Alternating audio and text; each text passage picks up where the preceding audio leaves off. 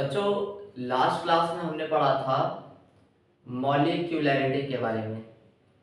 मैंने आपको बताया था कि किसी भी केमिकल रिएक्शन में जितने मॉलिक्यूल्स रिएक्ट कर रहे होते हैं, यानी total number of reacting species in a chemical reaction is called molecularity of that reaction.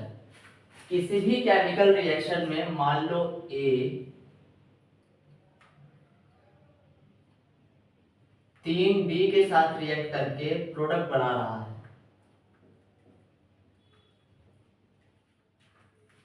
तो total number of reacting species in a chemical reaction is called molecularity of that reaction. इसके बाद बच्चों आपको बताया गया था, इसके बाद हमने स्टार्ट किया था जीरो ऑर्डर रिएक्शन और first order reaction.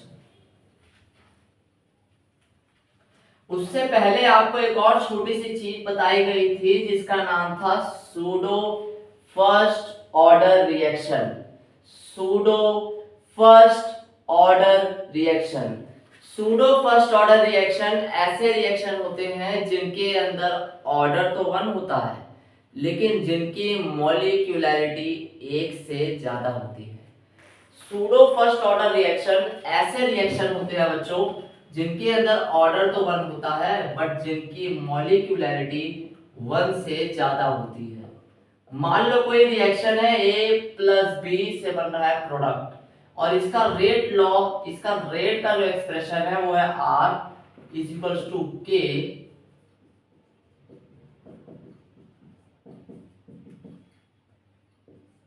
A⁻1 B⁻1।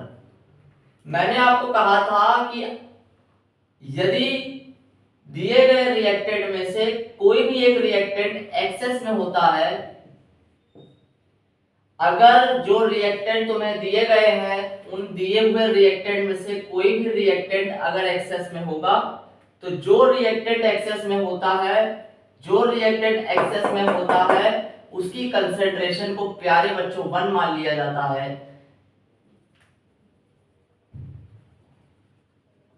अब आप यहां देख सकते हो कि इसका ऑर्डर तो 1 है, लेकिन इसकी मॉलिक्यूलैरिटी 1 से ज्यादा है।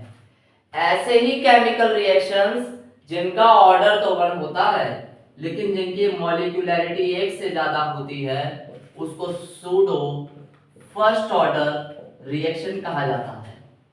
अब सूडो फर्स्ट ऑर्डर रिएक्शन में आपको सिर्फ एग्जांपल्स याद रखने हैं।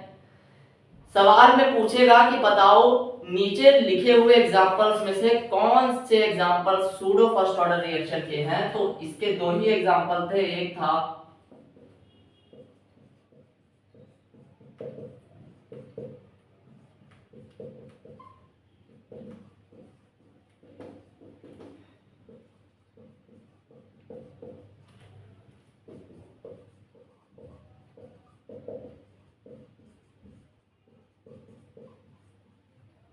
Hydrolysis of ester in acidic medium, inversion of cane sugar.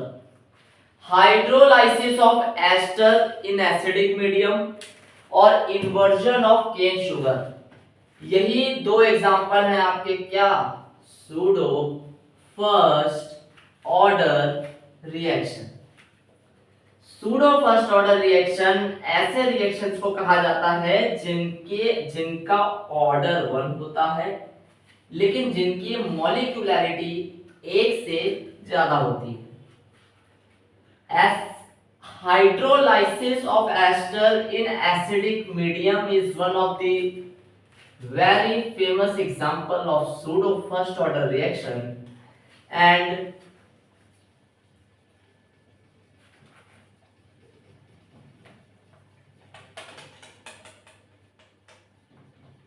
inversion of cane sugar is also a pseudo first order reaction। इसके बाद प्यारे बच्चों हमने स्टार्ट किया था जीरो ऑर्डर रिएक्शन और फर्स्ट ऑर्डर रिएक्शन। आपको बताया गया था कि जीरो ऑर्डर रिएक्शन वो रिएक्शन होता है, जीरो ऑर्डर रिएक्शन वो रिएक्शन होता है जिसके अंदर n जीरो होता है। मान लो कोई रिएक्शन है जिसमें ए से बन रहा है प्रोडक्ट, ए से बन रहा है, ए से बन रहा है प्रोडक्ट। तो जीरो ऑर्डर रिएक्शन में रेट होता है R equals to K A की पावर जीरो, और किसी भी चीज की पावर अगर जीरो हो जाती है तो वो वन हो जाता है, तो यानी रेट बराबर होता है के, यानी रेट कांस्टेंट होता है। Concentration of reactant, concentration of A, concentration of A, rate concentration of reactant पे डिपेंड नहीं करता है। चाहे तुम रिएक्टेंट कितना भी लो शुरुआत में, इस बात से कोई फर्क नहीं पड़ेगा। जीरो ऑर्डर रिएक्शन का जो रेट होता है वो कांस्टेंट होता है और वो के बराबर होता है। के आपको बताया गया था कि होता है rate constant, specific rate constant या वेलोसिटी कांस्टेंट। अब चाहे जीरो ऑर्डर रिएक्शन हो या फर्स्ट ऑर्डर रिएक्शन हो, दो ही तरह की चीजें इनमें पूछे जाती है। सबसे पहले पूछेगा कि किसी टी टाइम के बाद मुझे बताओ कितना ए तुम्हारे पास बचा हुआ है। किसी भी टी टाइम के बाद, टी टाइम बीत जाने के बाद मुझे ये बताओ कि तुम्हारे पास कितना ए बचा हुआ है। तो इसका फॉर्मूला बच्चों तुम्हें बताया गया था पिछली क्लास में, A T is equals to A not minus K T. AT होता है concentration of A remaining at time T, यानी ए की वो कंसंट्रेशन जो बची हुई है कब, टाइम टी पे। ए नॉट होता है इनिशियल कंसंट्रेशन, चाहे मैं ए नॉट होता है क्या, इनिशियल कंसंट्रेशन। के होता है रेट कांस्टेंट और टी होता है वो टाइम जिस टाइम पे तुम ये सारा काम कर रहे हो। इसके बाद दूसरी चीज पूछी जाती है बच्चों, टी हाफ। टी हाफ का फॉर्मूला जीरो ऑर्डर रिएक्शन में होता है A अपॉन 2K, ठीक, जहां पे स्मॉल ए क्या होता है, इनिशियल कंसंट्रेशन। आपको बताया गया था कि जैसे मान लो ए से बन रहा है प्रोडक्ट, ठीक, जब टाइम जीरो है तो तुम्हारे पास ए कितना है, ये है इनिशियल कंसंट्रेशन ऑफ ए, यानी जब रिएक्शन की शुरुआत हुई है तो तुम्हारे पास इतना रिएक्टेंट है। प्रोडक्ट कितना होगा, अभी तो रिएक्शन शुरू ही हुआ है तो प्रोडक्ट तो होगा ही नहीं, प्रोडक्ट जीरो होगा। जब टाइम टी बीत गया तब ए में से कुछ x चला गया और यहाँ पे कुछ x बन गया। तो जो ए होता है प्यारे बच्चों वो तुम्हारा इनिशियल कंसंट्रेशन ऑफ रिएक्टेंट होता है। चाहे ए लिखूं, चाहे ए लिखूं या ए नॉट लिखूं, इनका मतलब होता है इनिशियल कंसंट्रेशन ऑफ रिएक्टेंट।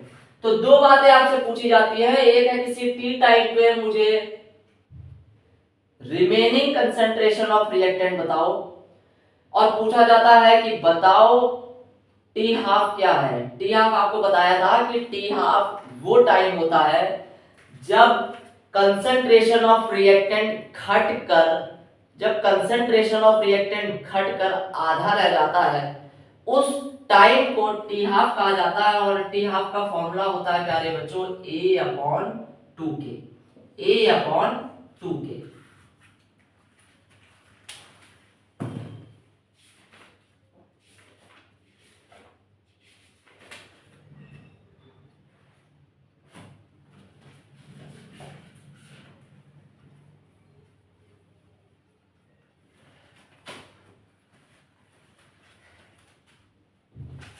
इसके बाद इसी इक्वेशन में एक बात आपको और बताई गई थी कि जब टाइम टी बीत जाता है तो जितना आपने रिएक्टेंट लिया हुआ होता है उसमें से कुछ केटी घटता है।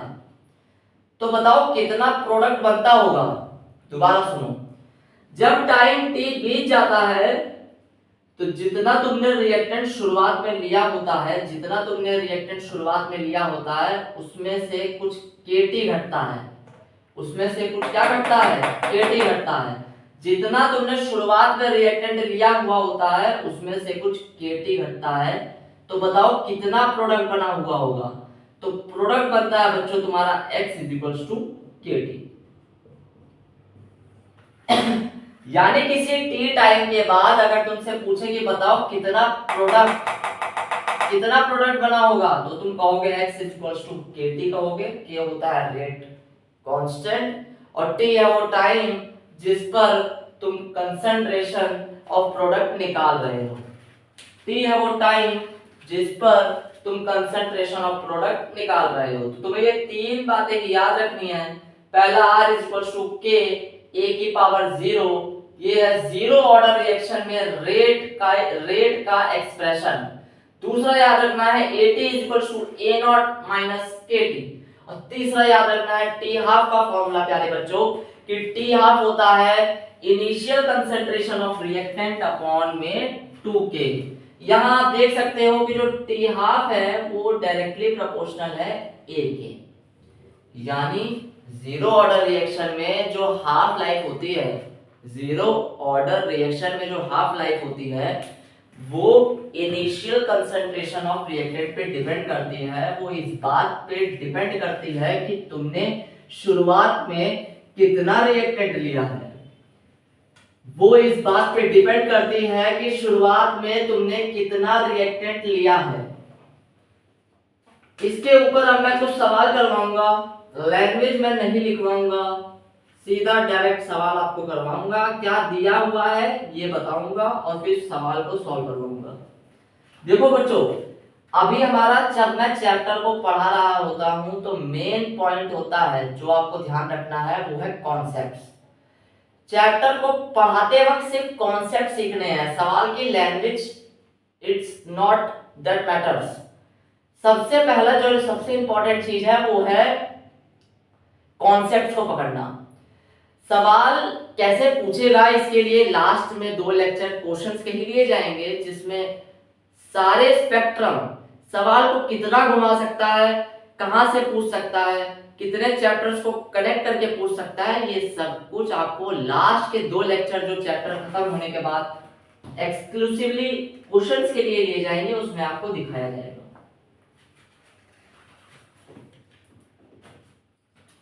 बच्चों सवाल क्वेश्चन है कि मान लो ए से कुछ बी बन रहा है, ए से कुछ बी बन रहा है। इसके लिए के तुम्हारे पास दिया हुआ है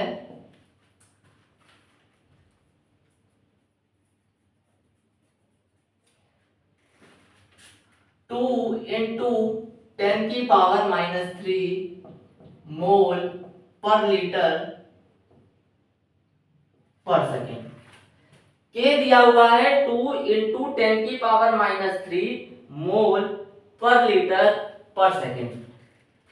अच्छा मुझे ये बताओ कि क्या तुम के की यूनिट देखकर ये बता सकते हो कि ये कौन से ऑर्डर की रिएक्शन है।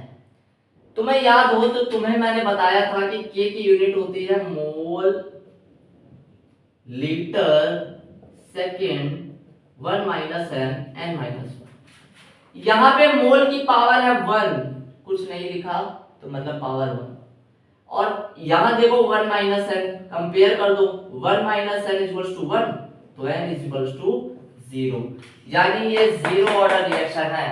यदि सवाल में ये ना दिया हो कि ये कौन सी ऑर्डर रिएक्शन है, ये कौन सी ऑर्डर रिएक्शन है, यदि सवाल के अंदर order of reaction is not given then you can identify the order of reaction by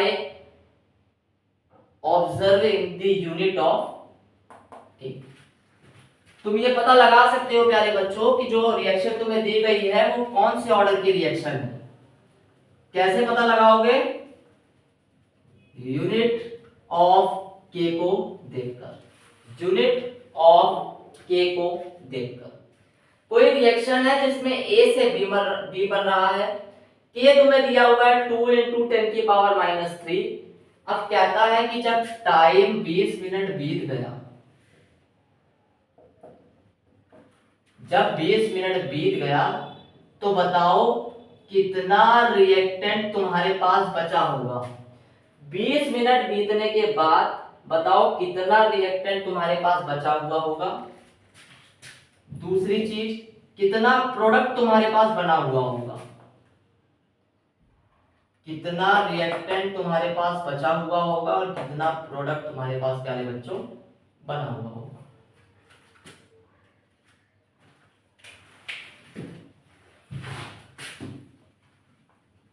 अभी तुम सिर्फ एक ही चीज निकालो, वो ये है कि बताओ कितना प्रोडक्ट तुम्हारे पास बना हुआ होगा। तो तुम्हें बताया था कि जो फॉर्मूला था AT = A0 - KT, किसी t टाइम पर A0 में से KT घटता है तो बताओ कितना प्रोडक्ट बना होगा। KT प्रोडक्ट बना होगा। x = KT, K दिया हुआ है 2 × 10⁻³ और T दिया हुआ है 20, तो ये हो जाएगा 2 × 2 = 4 × 10⁻²। यूनिट्स का बहुत अच्छे से ध्यान रखना है। K में सेकंड लिखा हुआ है और टाइम तुम्हें मिनट में दिया हुआ है, तो या तो सेकंड को मिनट में बदलो या मिनट को सेकंड में बदलो। तो तुम्हें पता है कि जो SI यूनिट सिस्टम होता है वो MKS होता है, मीटर केजी सेकंड।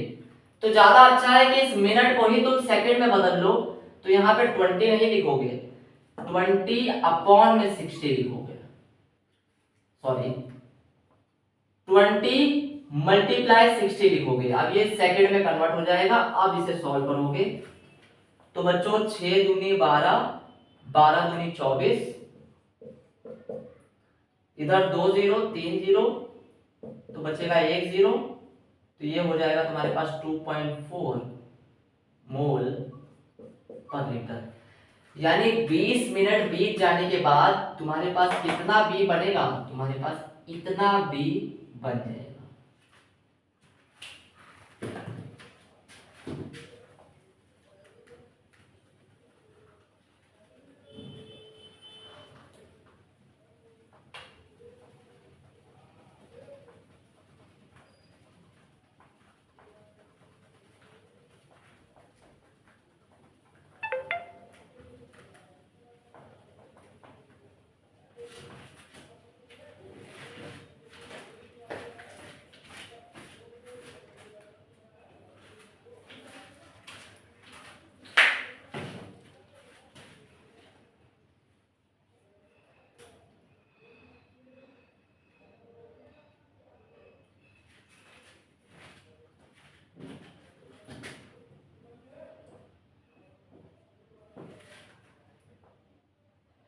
बच्चों K दिया हुआ है 0.2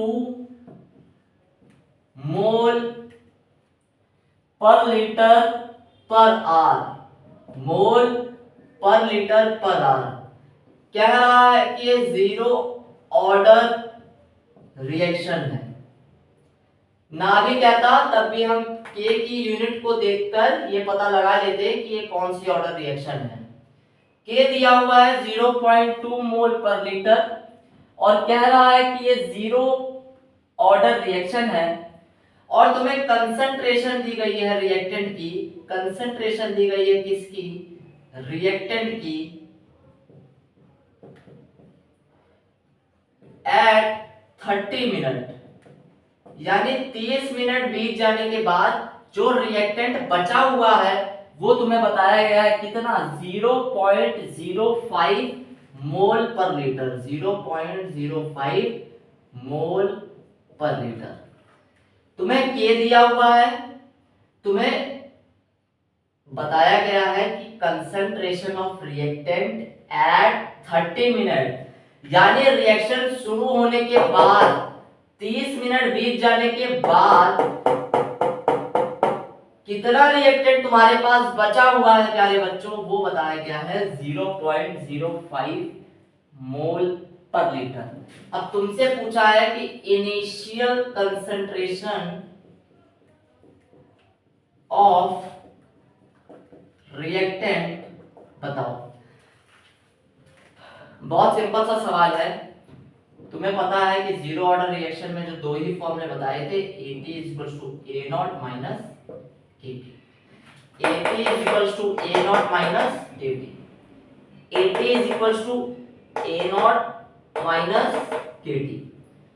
अब देखो AT तुम्हें दिया हुआ है, ये कंसंट्रेशन है रिएक्टेंट की, बची हुई कंसंट्रेशन है रिएक्टेंट की कब, 30 मिनट बीतने के बाद। तो ये तुम्हें 80 तुम्हारे पास दिया हुआ है 0.05। A0 तुमसे पूछा है कि तुम्हें दिया हुआ है 0.2 इंटू T। अब देखो यहां पे है K में है आवर्स, टाइम है मिनट में, तो यूनिट सेम रखनी पड़ती है। तो मैं यहाँ मिनट को आर में बदल रहा हूँ, कोई फर्क नहीं पड़ता है। तुम आर को मिनट में भी बदल सकते हो, आंसर सेम आएगा। तो मैं मिनट को आर में बदल रहा हूँ, तो 30 को डिवाइड कर दूंगा किससे, 60 से। तो इसको अब प्यारे बच्चों सॉल्व करोगे तो ये जाएगा 3 एकम 3 दूनी 6 आएगा, ये 0.1 आएगा। तो यहाँ पे A0 0.1 प्लस 0.05, तो इनिशियल कंसंट्रेशन ऑफ रिएक्टेंट आ जाएगी 0.15 मोल पर लीटर। तुम्हारे पास K दिया हुआ था, तुम्हें बताया गया था कि ये जीरो ऑर्डर रिएक्शन है। किसी T टाइम पे कितना रिएक्टेंट बचा हुआ है ये भी तुम्हें बताया गया था, और तुमसे पूछा था कि बताओ इनिशियल कंसंट्रेशन ऑफ रिएक्टेंट, तुमने शुरुआत में जितना भी रिएक्टेंट लिया था वो आपसे पूछा गया था।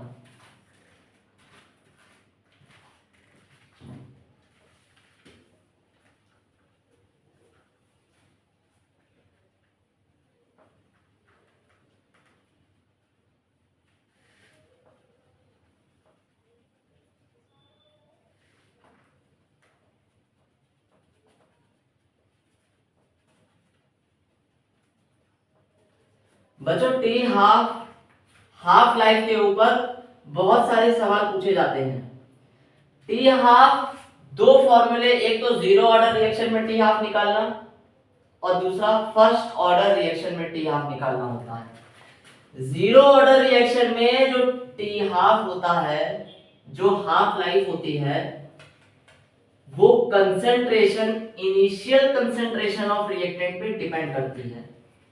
जबकि जो फर्स्ट ऑर्डर रिएक्शन होता है उसमें जो हाफ लाइफ होती है वो एक कांस्टेंट क्वांटिटी होती है, वो इनिशियल कंसंट्रेशन ऑफ रिएक्टेंट पे डिपेंड नहीं करती है। जो half life first order reaction में होती है वो इनिशियल कंसंट्रेशन ऑफ रिएक्टेंट पे डिपेंड नहीं करती है। ये बात तो हम वहां पढ़ेंगे। अब टी हाफ के ऊपर एक कॉन्सेप्ट याद रखो जिसे बताया जाएगा लास्ट में, बस उसका अभी फॉर्मूला तुम ध्यान रखो। देखो सवाल क्या पूछता है, कहता है कि तुम्हें हाफ लाइफ देगा, ठीक, तुम्हें दो हाफ लाइफ देगा, ठीक। इसके बाद तुम्हें इनिशियल कंसंट्रेशन ऑफ रिएक्टेंट भी दे देगा, दो अलग अलग। अब तुमसे पूछेगा कि बताओ ये जिस भी रिएक्शन का डाटा दिया हुआ है इस रिएक्शन का ऑर्डर बताओ। क्या देगा, टी हाफ देगा, इनिशियल कंसंट्रेशन ऑफ रिएक्टेंट देगा, टी हाफ देगा, इनिशियल कंसंट्रेशन ऑफ रिएक्टेंट देगा, और तुमसे पूछेगा क्या, तुमसे पूछेगा एन। टी हाफ देगा, इनिशियल कंसंट्रेशन ऑफ रिएक्टेंट देगा, और तुमसे पूछेगा प्यारे बच्चों एन, यानी कि ऑर्डर ऑफ रिएक्शन। तो उन तरह के सवालों को सॉल्व करने के लिए तुम्हें आना चाहिए टी हाफ प्रोपोर्शनल होता है 1/a⁻n-1। बच्चों ये फॉर्मूला कहां से आया है ये आपको जब ये टॉपिक पढ़ाऊंगा तब बताऊंगा, क्योंकि इसके सवाल इसके बिना भी, अभी जो सवाल करवाऊंगा ना वो इसके बिना भी सॉल्व हो जाएगा। बट दिस इज द सबसे आसान तरीका होता है ये। टी हाफ दिया होगा, ए दिया होगा, एन पूछेगा, तो इस तरह के सवालों को सॉल्व करने का सबसे आसान तरीका बच्चों ये होता है, विद इन सेकंड्स आंसर आता है, इसीलिए इस फॉर्मूले को अभी ही याद कर लो। कि टी हाफ होता है 1/a⁻n-1। टी हाफ होता है 1/a⁻n-1। टी हाफ होता है 1/a⁻n-1।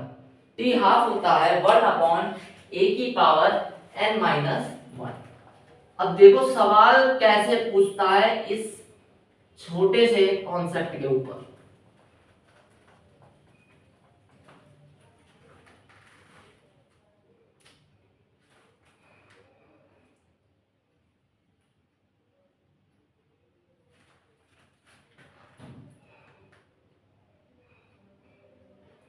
कहता है तुम्हारे पास कोई केमिकल रिएक्शन है जो हो रही है,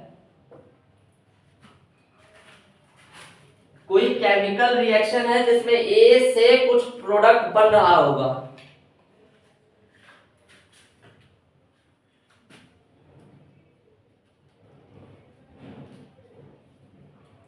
कोई केमिकल रिएक्शन है जिसमें ए से कुछ प्रोडक्ट बन रहा होगा। उस केमिकल रिएक्शन की हाफ लाइफ तुम्हें दी गई है बच्चों 50 मिनट। कितनी दी गई है? 50 मिनट। अब वो कहता है कि जब मैंने इनिशियल कंसंट्रेशन ऑफ रिएक्टेंट को आधा कर दिया,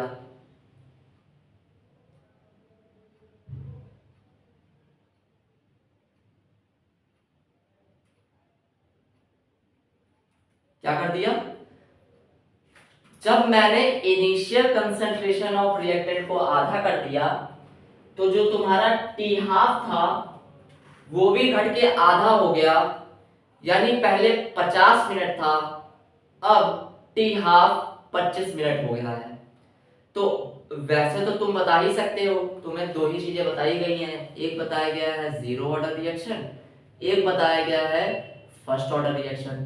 फर्स्ट ऑर्डर रिएक्शन को ब्रीफ में आपको बताया गया है, डिटेल में हम आपको अभी जीरो ऑर्डर कंप्लीट करने के बाद बताएंगे। तो जीरो ऑर्डर रिएक्शन में जो टी हाफ होता है वही डिपेंड करता है इनिशियल कंसंट्रेशन ऑफ रिएक्टेंट पे। फर्स्ट ऑर्डर रिएक्शन में इनिशियल कंसंट्रेशन को तुम बढ़ाओ, घटाओ, डबल करो, हाफ करो, कोई फर्क नहीं पड़ेगा। फर्स्ट ऑर्डर रिएक्शन में टी हाफ कांस्टेंट होता है। याद है लास्ट क्लास में तुम्हें बोला था कि फर्स्ट ऑर्डर रिएक्शन में टी हाफ का फॉर्मूला होता है 0.693 अपॉन में के। तो इस सवाल में आंसर आ जाएगा जीरो ऑर्डर रिएक्शन। क्या दिया होगा सुनो, कोई केमिकल रिएक्शन हो रही है जिसका टी हाफ तुम्हें दिया हुआ है 50 मिनट। कह रहा है कि जब मैंने इनिशियल कंसंट्रेशन ऑफ रिएक्टेंट को आधा कर दिया, हाफ कर दिया, क्या कर दिया? हाफ कर दिया, तो टी हाफ घट के हो गया कितना? 25 मिनट। तो बताओ n कितना होगा? अब बच्चों इन तरह के सवालों को सॉल्व करने के लिए सबसे पहले लगता है दिमाग लगाओगे तो सीधा कहोगे कि इनिशियल कंसंट्रेशन ऑफ रिएक्टेंट पे डिपेंड कर रहा है, तो इसका मतलब ये जीरो ऑर्डर रिएक्शन होगा। ज्यादातर यही होता है, लेकिन इसे अच्छे से सॉल्व करना कैसे होता है देखो। टी हाफ बताया ना आपको, टी हाफ होता है 1/a⁻n-1। टी हाफ प्रोपोर्शनल होता है 1/a⁻n-1। यह है हाफ लाइफ, यह है इनिशियल कंसंट्रेशन ऑफ रिएक्टेंट और यह है ऑर्डर ऑफ रिएक्शन। अब देखो टी हाफ और इनिशियल कंसंट्रेशन ऑफ रिएक्टेंट आपस में क्या है? इनवर्सली प्रोपोर्शनल है। तो पहले मैं लिखूंगा देखो 50, फिर मैं लिखूंगा 25। अब पहले 50 लिखा था, पहले 50, तो इस वक्त मतलब 50 मिनट जिसके लिए टी हाफ है उसका इनिशियल कंसंट्रेशन नीचे आएगा। अब इनिशियल दिया नहीं हुआ है, लेकिन ये कह रहा है ना कि तुमने इनिशियल कंसंट्रेशन को आधा कर दिया है, तो तुम मान लो कि शुरुआत में इनिशियल कंसंट्रेशन रही होगी 1। जब टी हाफ 50 मिनट था तो तुमने इनिशियल कंसंट्रेशन ली थी 1। जब टी हाफ 25 मिनट है तो इनिशियल कंसंट्रेशन कितनी है 1/2 और साथ में इसकी पावर कितनी लगी हुई है, ए की पावर कितनी है n-1, ए की पावर कितनी है n-1। ये वाली चीज कैसे लिखी है एक बार दोबारा देखते हैं।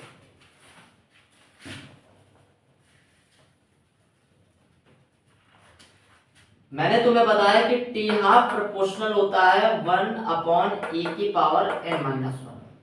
टी हाफ प्रोपोर्शनल होता है 1/a की पावर n-1।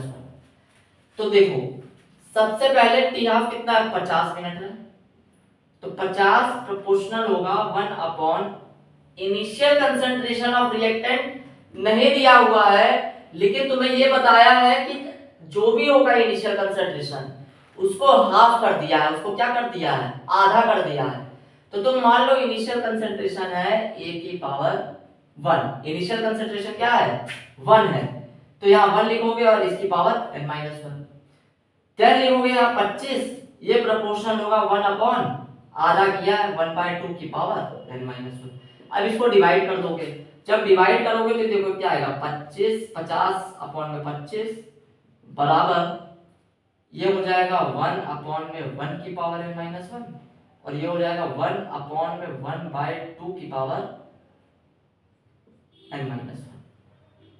अब तुम जानते होगे कि 1 इसको कैसे सॉल्व करते हैं, ये जब ऊपर जाता है तो रेसिप्रोकल हो जाता है, जैसे 1 कुछ भी लिखा होगा तो ये ऊपर चला जाएगा, देखो ऐसे 1/2 की पावर n-1 अपॉन 1 की पावर n-1। अब जो पावर है इसको एक ही बार में लिख दो, इसकी पावर n-1, ठीक।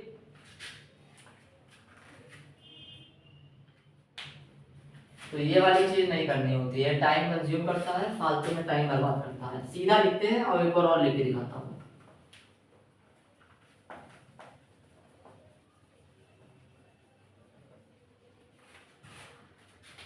T half initial concentration of reactant के इनवर्सली प्रोपोर्शनल है, ठीक। एक ऊपर तो एक नीचे, एक ऊपर तो एक नीचे। तो जब 50 ऊपर है, तो जब 50 है तो उस वक्त जो इनिशियल कंसंट्रेशन होगी वो क्या होगी नीचे की तरफ होगी। नहीं दिया हुआ है बट ये बताया है कि इनिशियल कंसंट्रेशन ऑफ रिएक्टेंट को आधा कर दिया है, तो तुम मान लो 1 की power n-1। Then T half दिया हुआ 25, एक नीचे है तो दूसरा ऊपर होगा, यानी जब 25 टी हाफ है तो इस वक्त जो कंसंट्रेशन है रिएक्टेंट की वो क्या आधी है, तो वो उस आधे को यहां लिखोगे। इसको ऐसे नहीं, देखो ये तो मैच होती है कि भाई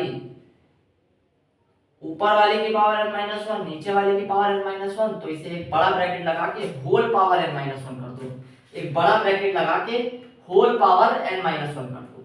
अब सॉल्व करो तो ये होगा 25 दूनी 50, यहाँ आएगा 2, ये होता है ये 1/2 है 1/1 है, ऊपर जाएगा तो 1 चला जाएगा, कोई फर्क नहीं पड़ेगा, 1/2 की पावर n-1। अब इसे कंपेयर करने के लिए जो बेस है वो सेम होना चाहिए। देखो a की पावर p, इसे कहते हैं इसे कहते हैं बेस, इसे कहते हैं पावर, इसे कहते हैं बेस। कंपेयर करने के लिए बेस सेम होना चाहिए, इधर 2 रहेगा तो इधर भी 2 की पावर -1 कर देंगे, ये हो जाएगा n-1। अब ये होगा मल्टीप्लाई, आप जानते ही होंगे कि जब a की पावर b और इसकी पावर c होती है तो ये होता है a की पावर b मल्टीप्लाई c। तो अब ये दोनों मल्टीप्लाई हो जाएगा तो 2, जब इसे मल्टीप्लाई करोगे तो ये हो जाएगा 1 - n, जब -1 इससे मल्टीप्लाई होगा तो ये हो जाएगा 1 - n। अब पावर देखो यहाँ 1 है या 1 - n है, कंपेयर कर दोगे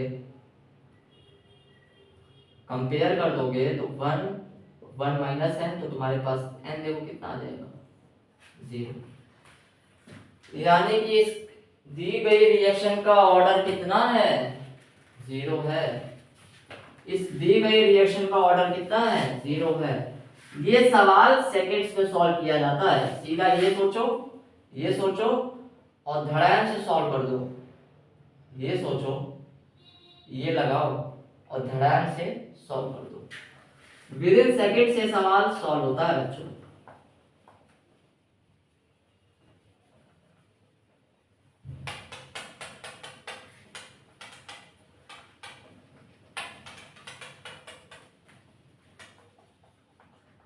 इसके बाद जीरो ऑर्डर रिएक्शन में तुम्हें कुछ ग्राफ बताए गए थे, ठीक है। अब ग्राफ, 3 ग्राफ बताए गए थे। एक में तो ये था कि rate versus initial concentration of reactant, rate versus concentration of reactant.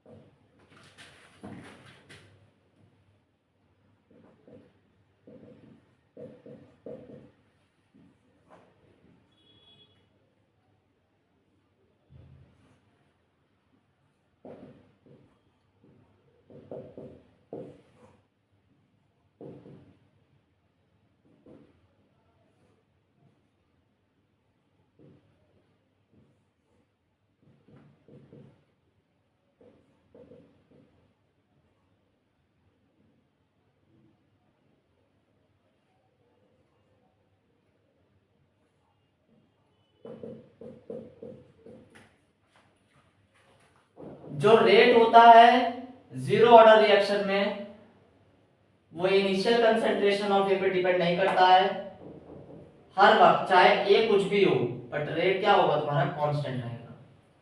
फिर इसका ग्राफ होता है AT A0 माइनस KT।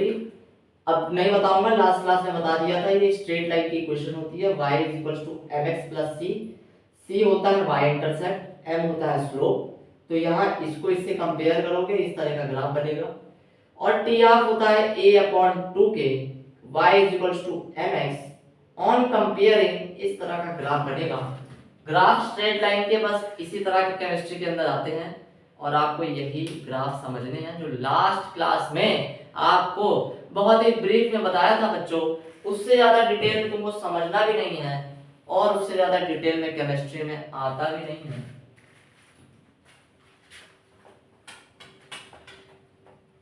अब हम स्टार्ट करेंगे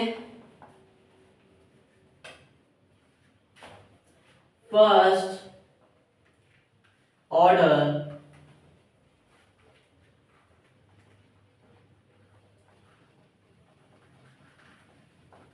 रिएक्शन।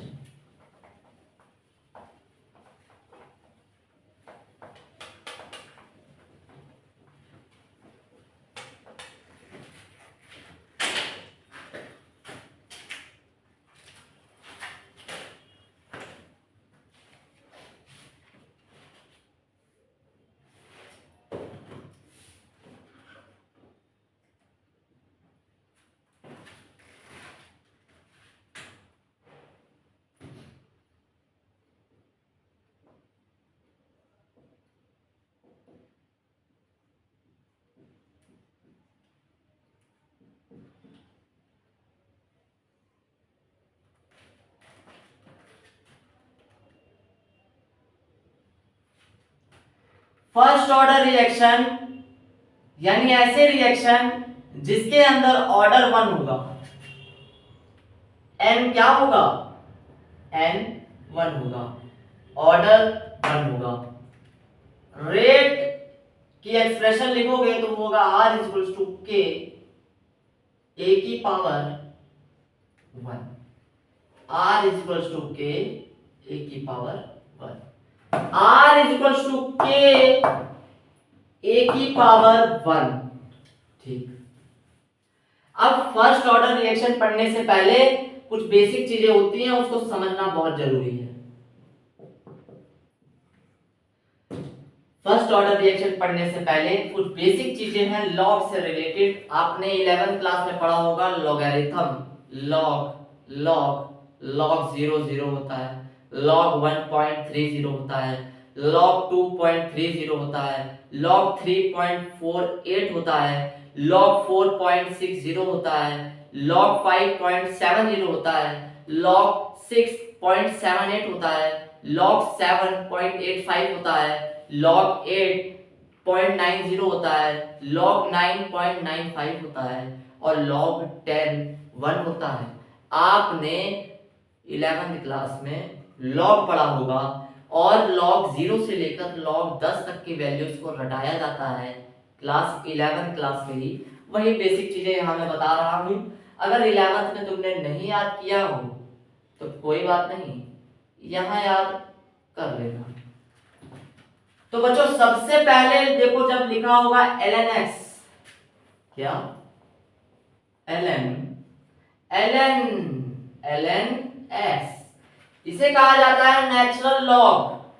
नेचुरल लॉग यानी लॉग बेस ई। लॉग यहां पे जो छोटा सा नंबर लिखा हुआ होता है उसे कहते हैं बेस। यह है लॉग बेस ई एक्स, इसे कहा जाता है नेचुरल लॉग। क्या कहा जाता है? Natural log.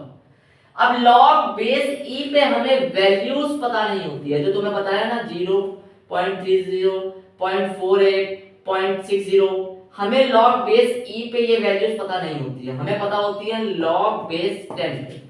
तो लॉग बेस ई को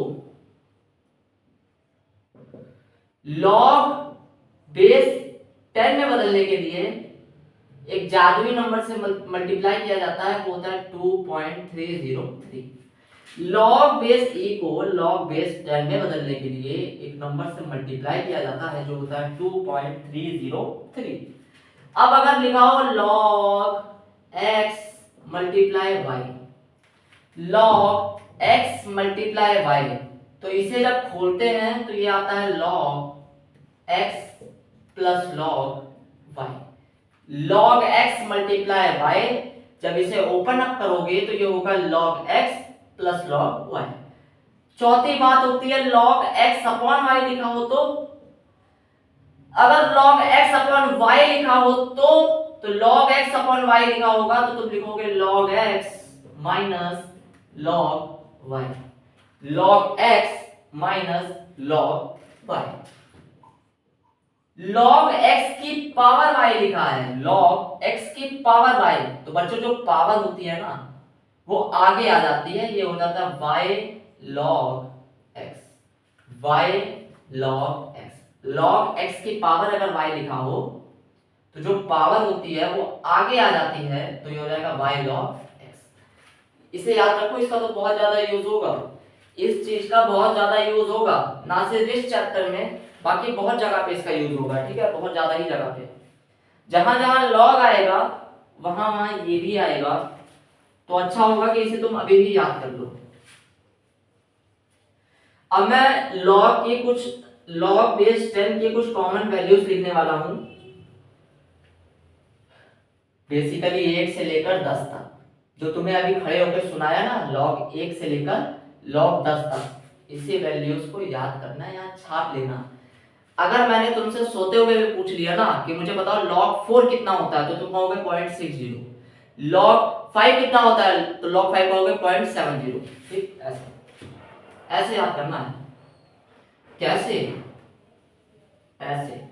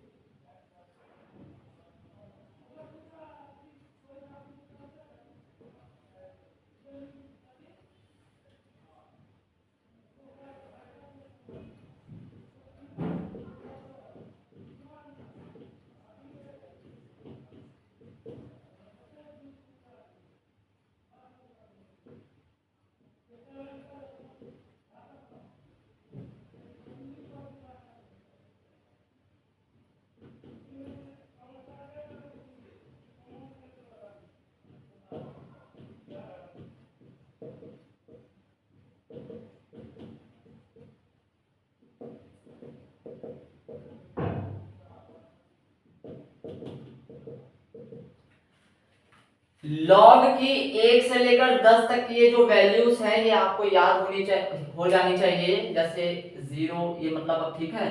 और याद रखना कि ये सब बेस 10 है। लॉग की जो हमें वैल्यूज ये पता होती हैं ये बेस 10 पे पता होती हैं। लॉग बेस ई यानी कि नेचुरल लॉग पे हमें वैल्यूज पता नहीं होती है। अगर लॉग बेस ई दिया हुआ होता है तो उसे पहले लॉग बेस 10 में बदला जाता है, नहीं सोचना है तुमको। सिर्फ ये वैल्यूज अगली क्लास तक अपने दिमाग के अंदर छप जानी चाहिए। log 1 से लेकर log 10 तक की जो ये वैल्यूज तुम्हें दी गई हैं, it should be embedded in your brain. It should be embedded in your brain.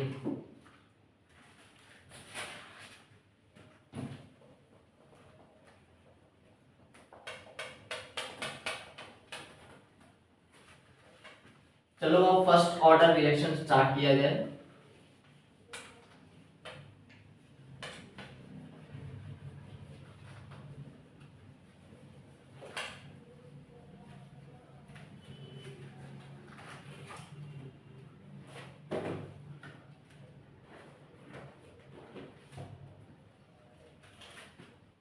मान लो कोई केमिकल रिएक्शन है जिसमें ए से बन रहा है प्रोडक्ट।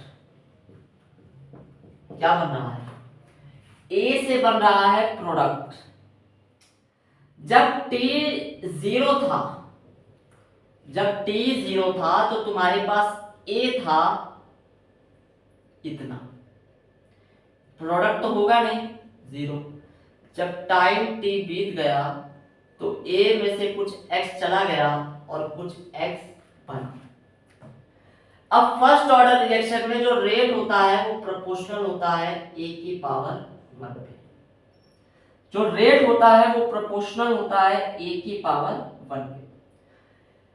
अब रेट को कैसे लिखोगे? ये लिखोगे माइनस डीए अपॉन में dt। बताया गया था पहली क्लास में याद करने के लिए। पहला 80 पॉइंट था ये। प्रोपोर्शनल होगा किसके? a की पावर 1 के। प्रोपोर्शनैलिटी का जब साइन हटाओगे तो एक कांस्टेंट आता है के। जब भी प्रोपोर्शनैलिटी का साइन हटता है तो एक कांस्टेंट आता है क्या? के। ये तुम्हारी इक्वेशन बनी है minus D A upon D T equals to K A की पावर 1। अब देखो के के बारे में बात करते हैं।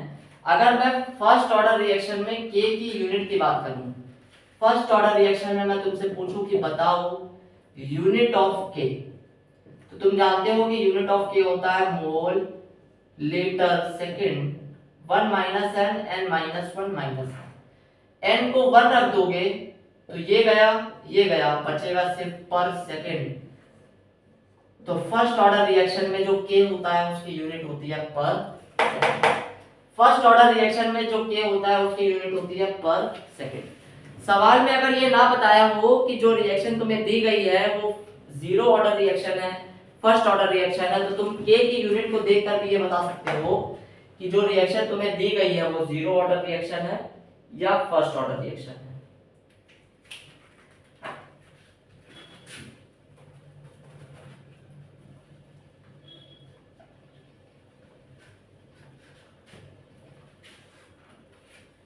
अब इसको सॉल्व करते हैं आगे। जो dt लिखा हुआ है इस dt को यहां भेजो और जो a लिखा हुआ है इस a को यहां नीचे भेजो।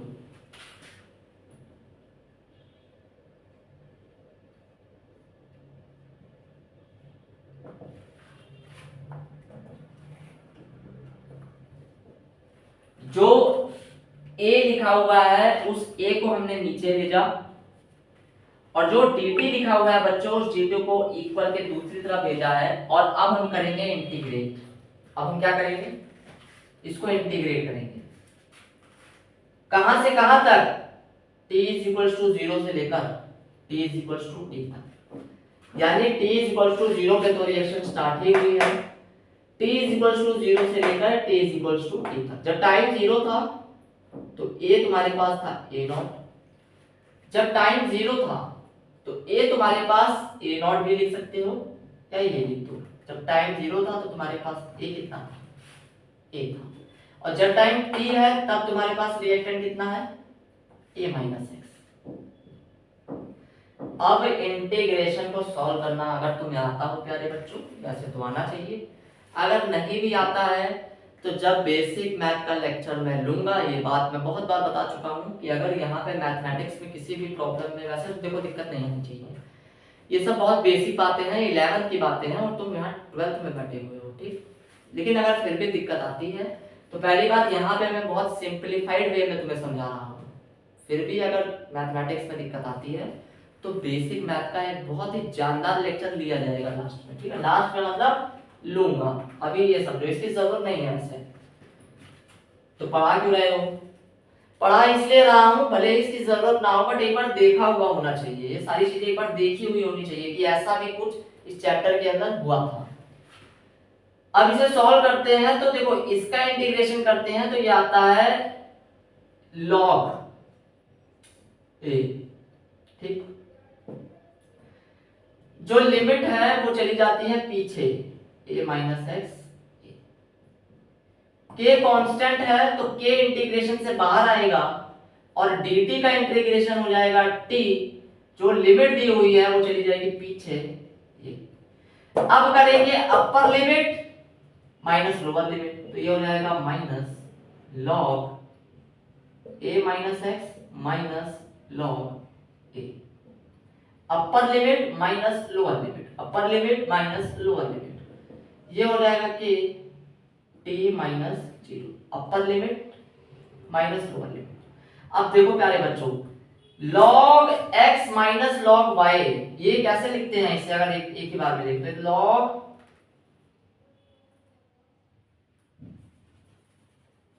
सबसे पहले ये देखो, ये जो माइनस साइन है ना, इस माइनस साइन को अंदर भेजो, तो जब माइनस को अंदर भेजोगे तो ये माइनस माइनस प्लस होगा, तो ये आ जाएगा प्लस log a, और ये प्लस में था तो ये हो जाएगा minus log a minus x, और ये है dt। अब जब इसको सॉल्व करोगे तो तुम्हें बताया था कि log minus log minus log को सॉल्व करते हैं तो ये आता है log a upon a minus x. बताया था ना कि log कुछ अपॉन कुछ हो तो log कुछ माइनस log कुछ होता है, उसी का उल्टा किया है कि जब माइनस होगा तो डिवाइड करते हैं ऐसे, ठीक। और ये आ जाएगा तुम्हारे पास क्या, kt। अच्छा याद रखो, एक बहुत इंपॉर्टेंट बात बताता हूं, जब भी तुम इंटीग्रेशन वगैरह सॉल्व करते हो ना, तो ये जो भी लॉग तुम्हें दिख रहा है ये सब होता है नेचुरल लॉग।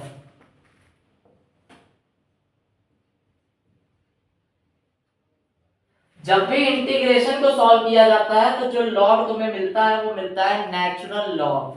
अब देखो कोई भी चीज अगर तुम्हें मिलेगी तो वो तो नेचुरल चीज होगी, अपने आप मिल रही है, ये आप ऑक्सीजन ले रहे हो अपने आप मिल रहा है, तो जो भी चीज अपने आप मिलती है वो नेचुरल लॉग होती है। तो मतलब इतना याद रखना कि इंटीग्रेशन करने के बाद जो लॉग मिलता है ना ये ऑटोमेटिकली ये नेचुरल लॉग होता है, यानी लॉग बेस ई। अब लॉग बेस ई पे हमें वैल्यूज तो पता होती नहीं है, तो इस लॉग बेस ई को लॉग बेस 10 में बदलते हैं। लॉग बेस 10 में बदलने के लिए इसको मल्टीप्लाई करते हैं किससे, 2.303 से।